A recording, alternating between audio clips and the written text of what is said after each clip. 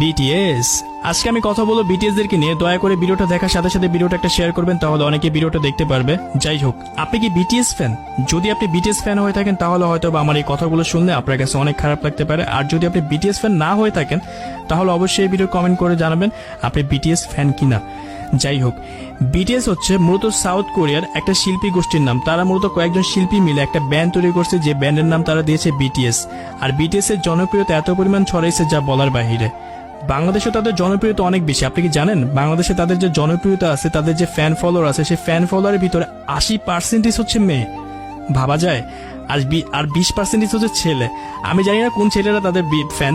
যাই হোক, তো যে সকল মেয়ে ফ্যান আছে তাদেরকে দেখার জন্য সেই সকল মেয়েরা অনেক বেশি পাগল। যাই হোক, তাদের জন্য সুখবর, বিটিএস আসতেছে বাংলাদেশে। তাদেরকে 43 কোটি টাকা দিয়ে দেশে কিনে নিয়ে আসা হইতেছে। বর্তমান সময়ে দেশের অবস্থা অনেক বেশি খারাপ, সকল পণ্যের দাম বেড়ে গেছে, মানুষ 3 বেলা ঠিক মতো খাইতে পারতেছে না। সেই সময় তাদের মতো মানুষকে এদেশে কিনে নিয়ে আসা হবে। আর তাদেরকে দেখার জন্য প্রায় প্রতি টিকিটের দাম হবে 18,000 থেকে শুরু করে প্রায় 52,000 টাকা প্লাস। আপনি বুঝতে পারতেছেন?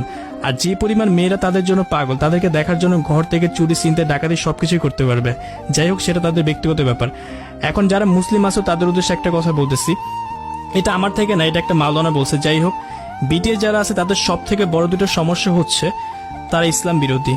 তাদের গানের ভিতরে যে কথাগুলো লাগায় সেই কথার ভিতরে ইসলাম বিরোধী, আল্লাহ বিরোধী কথা বলে। হয়তোবা তোমরা বাঙালি অনেকেই আছে যারা তাদের কথা বুঝো না, তাদের গানের মিনিং বুঝো না। তোমরা হয়তোবা হুদ্দাই তাদের ফ্যান ফলোয়ার, তাদের গলার সুর ভাল লাগে বা তাদের দেখতে ভাল লাগে। কার কি কারণে ভাল লাগে আমি জানি না। কয়েকজন ফ্যান ফলোয়ার আছে তাদের গানের ভাষা বুঝো, গানের মানে বুঝো, আমি জানি না। তো সেইখানে আল্লাহ বিরোধী কথা বলা আছে, তারপর তোমাদের তাদের ভাল লাগে। যাই হোক, এরপর যদি তোমাদের তাদের ভাল লাগে সেখানে আমার আর কিছু বলার নাই। আমি একটা মুসলিম হিসেবে আমার যতটুকু বলার উচিত ছিল আমি ততটুকুই বলছি। তবে সবার উদ্দেশ্যে একটা কথাই বলতেছি, বর্তমান সময়ে দেশের যে অবস্থা, এই সময় তাদেরকে কিনে নেওয়া আসা একদমই উচিত না, যেহেতু তারা ইসলাম বিরোধী গান করে। ইসলামের গান তো একদমই জায়েজ না, তারপর তারা ইসলাম বিরোধী, আল্লাহ বিরোধী গান করে, যেগুলা আমরা মুসলিম হিসেবে কখনোই মানতে পারি না, মানবো না। আর যে সকল ফ্যান ফলোয়ার তাদের আসো, দয়া করে তাদের থেকে সরে দাঁড়াও। তোমরা তো মুসলিম, তোমরা তো মানুষ। যারা তোমাদের সৃষ্টিকর্তাকে নিয়ে বাজে কথা বলে তোমরা কেন তাদের সাপোর্ট করবে? যদি আমার কথা খারাপ লেগে থাকে তাহলে আমাকে মাফ করবা, আমি মুসলিম হিসেবে যতটুকু বলার আমি বলছি।